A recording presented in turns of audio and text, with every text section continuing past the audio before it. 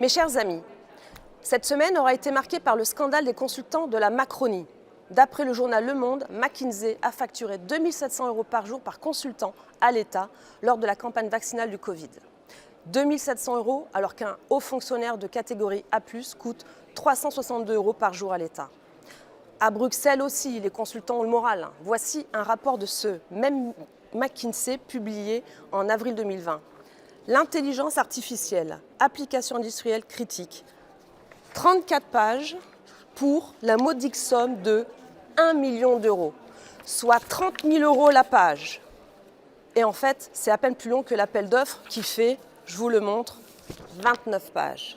Donc une page de couverture, 30 000 €. Une page avec le numéro de standard de la commission, 30 000 €. La page blanche, 30 000 €. Le sommaire, 30 000 €. Le nom de l'auteur McKinsey est caché.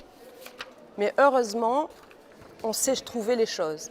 C'est bien inscrit ici, McKinsey, qui prend 1 million d'euros. Au total, c'est donc un rapport creux de 23 pages pour 1 million d'euros. Un rapport de stage en fait. Un rapport sous-traité par 93% d'après le contrat.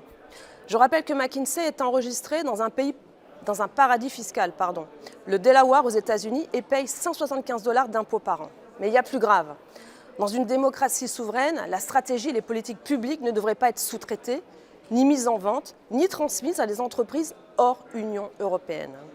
L'argent des contribuables français et européens doivent aller aux entreprises françaises ou européennes. Comment se fait-il que la Commission considère McKinsey comme faisant partie des États membres? Où payent-ils leurs impôts? Aussi, j'ai découvert 3 autres exemples édifiants ici à Bruxelles. Un contrat de 100 millions d'euros a été signé par la Commission de Bruxelles avec PwC et d'autres cabinets pour, je cite, le développement et la mise en œuvre de réformes structurelles dans les États membres. En clair, la caisse de l'hôpital public et nos retraites. Deuxième exemple, comment l'agence européenne SRB, qui gère à Bruxelles les faillites des banques européennes, peut choisir la firme américaine BlackRock comme conseil via un contrat cadre de 30 millions d'euros. Enfin, c'est IBM, qui est le chef de file du projet qui gère nos données Schengen. On parle pourtant ici de 3 fonctions régaliennes. Alors, à Bruxelles comme à Paris, des consultants privés et des lobbies pilotent en coulisses l'Europe et la France.